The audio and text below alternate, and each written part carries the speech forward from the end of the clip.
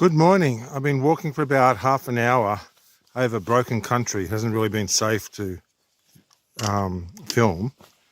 So this is pretty good actually. So I thought I'd just do a little bit of filming and show you what the landscape's like that I'm going through.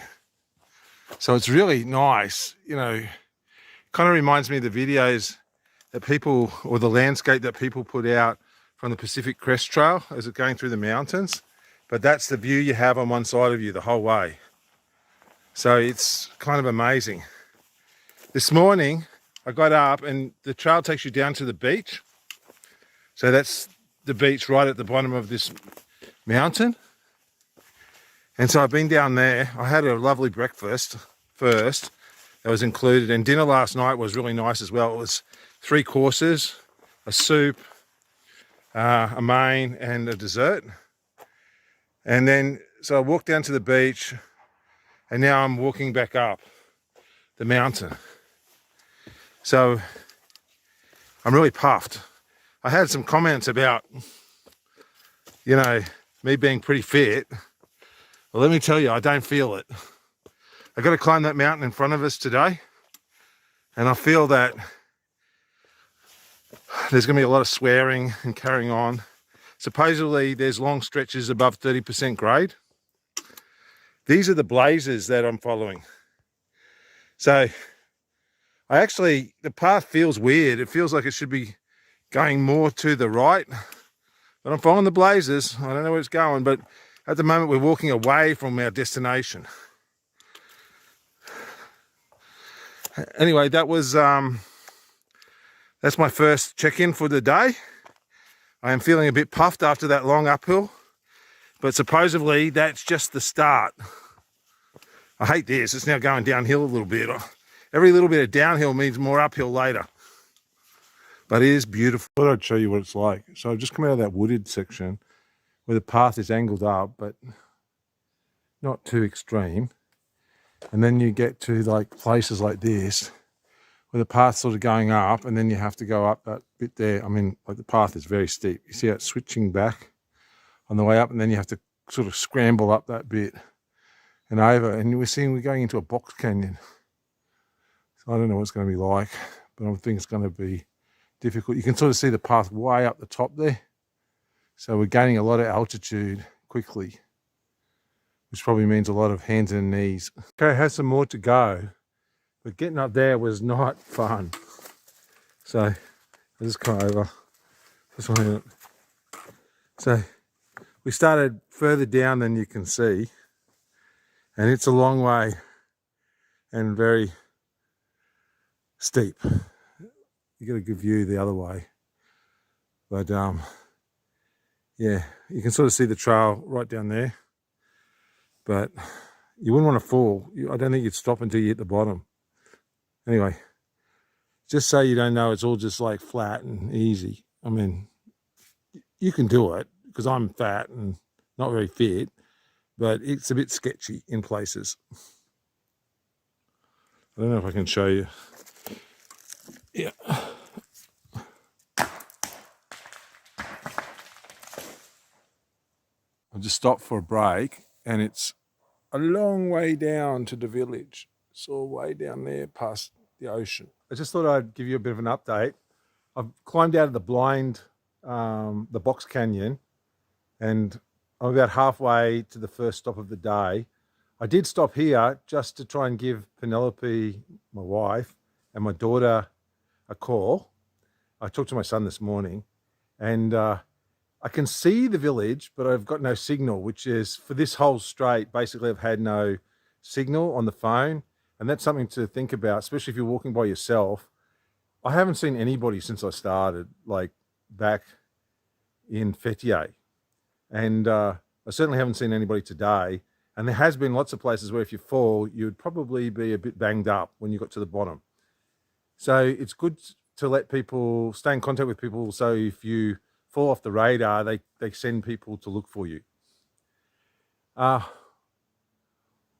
Like a couple of people have asked me why I'm doing this. I'm old and I should really just like be at the resort, but I really enjoy this. I mean, like 1 or 2 days of resort, I'm over it. I just want to go.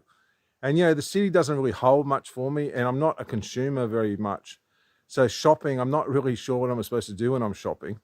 I tend to get bored very quickly in shopping centres. I don't drink, and, you know, I'm a vegetarian mainly. Well, I'm a vegetarian, but when I'm with Penelope, I tend to be a vegan. And so I really like being out in the wild, you know, either on the bike, you know, riding or walking in the bush. I find it very peaceful. I find it extremely relaxing. And I like a physical challenge, which you can ask my kids, they hated it. Like they hated it when if they were going somewhere with me, they knew it was going to be hard, but ultimately rewarding. So I don't know, you can talk to them. One of my favorite stories is when my daughter was 21, you know, I asked her what she was going to do on her holidays, and, you know, she could have gone anywhere. She had enough money to go to Europe and party with her friends and, you know, do all that. And she said she wanted to go camping with me in New Zealand. So we did a couple of great walks in New Zealand. But, you know, I think that was a fantastic thing to do with a growing up young lady. So I really enjoy this. I mean, you might hear me bitch and complain, but really I'm having a great time. I'm having a great time. I liked it better when I was younger, I've got to tell you, because I had a lot more energy. Now, not so much energy anymore.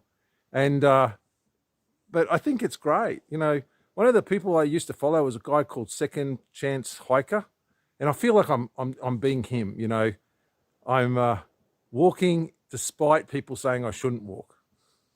Okay, see you later. Bye-bye. Just come across an honor shop out in the middle of nowhere. So there's a little place to make tea over there. There's a price list there. There's chocolates over in that box. And there's soft drinks over here and oranges. So I bought 2 of these Didos, which are 8 lira each, down there on the bottom. And I just got to put the money into that box over there. So I've counted it out. And then I'll put it in the box. That's a really good deal. I mean, like, that's how much you pay in a shop in the middle of town. So, and now we're in the middle of nowhere. An honor shop. Okay, I'm just coming off the hill, or the mountain, or whatever you want to call it. And that was an interesting walk. I made 2 mistakes. So one, when I came back off the beach, I was concentrating where to put my feet, and I went on the wrong path and basically ended up almost back where I started, in the upper village of Kakoi. I think that was in the first bit where I said I felt like I was going the wrong way. So that was a bit disappointing. It wasn't the blazing, it was me just not taking much notice. And then when I got to the honesty shop, I was so happy that I left the SLR 7.62 tactical stick there. And then when I got to the village, I had to go back and get it, which was about, you know, 2 kilometre round trip. So try to be more mindful as I go forward. But the views are like spectacular. There's nothing here, mind you. There's just a few houses. There doesn't seem to be any shops or anything. So I'm going to head off to the next village, which is like 7 kilometres away. So today's accommodation. I really couldn't find anything online for accommodation. And look at this. This is like the world's smallest Quran. That's it there. It's a Quran. Okay. So I walked into this village called Grey, G-E-Y, and I stopped at the first place and asked for accommodation. And that place that I stopped at said, yeah, they've got a room. And they gave me the choice of 2 rooms. So this room here, which is the one I chose. Okay. Or this room over here. Okay, so it's almost the same. And this room with dinner and breakfast is 2,500 lira, which is about 12.5 euros, or about, 17 Australian dollars. So yeah, it's really nice. And also it's a lot better than sleeping on the side of the road or the side of the trail. Breakfast and dinner at the last place was really great, and they made substitutions for me being a vegetarian.